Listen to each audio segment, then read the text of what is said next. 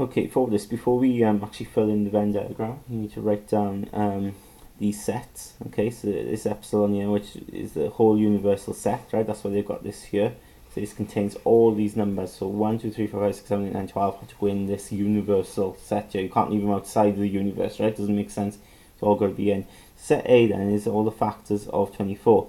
So what I would do here is just write down what set A is going to equal to, okay? So factors of 24, well 1 goes into 24, 2 goes into 24, 3 goes into 24, 4 goes into 24, so the numbers that go into 24, 5 doesn't, doesn't it? 5 doesn't divide into 24, 6 does, 7 doesn't go into 24, 8 does, 9 doesn't, 10 doesn't, 11 doesn't, 12 does, okay?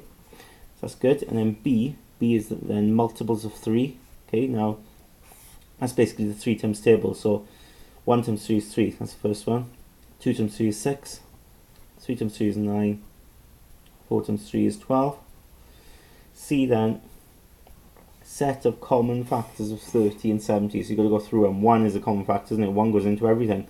2 goes into both of them, they're both even. 3, well, yeah, well, 3 goes into that. It don't go into that though, doesn't it? Don't go into that, so that's not good. 4 won't go into that. No, 5, definitely, 5.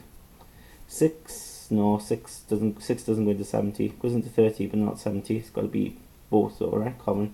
7 goes into 70, doesn't go into 30, no, 8 doesn't, no, 9 doesn't, no, 10 does of course, it's an easy one, isn't it? 11 doesn't, no, and 12 doesn't. Okay, fab. So what you do now is, right, you go through each of these numbers up here, right, go one at a time. So let's start number 1. Number 1 is in A, it's in C, it ain't in B. So where A and C overlap, you're going to put 1. Okay, so 1 sorted. So there's no harm in you crossing it off there if you want to. Let's go into 2 now. Go in order, right? Because you don't want to miss a number out. 2 is in A and is in C. So it's where A and C overlap. So again down here. Okay. 3 is in A. 3 is in B. It's not in C. So it's where A and B overlap. Here. 4 is in A. It ain't in B, it ain't in C, so it's just in A on its own. 5 is in none of them apart from C, so 5 is down here on its own in C. 6 is in A, it's in B, it's not in C, so it's A and B, number 6 here. 7, it's not in any of them. It's not in any of them. You still need to write it down. Outside the circles, inside the square. 8 is in A, it's not in B, it's not in C, so we've got 8 here. 9 is just in B, isn't it? 10 is just in C.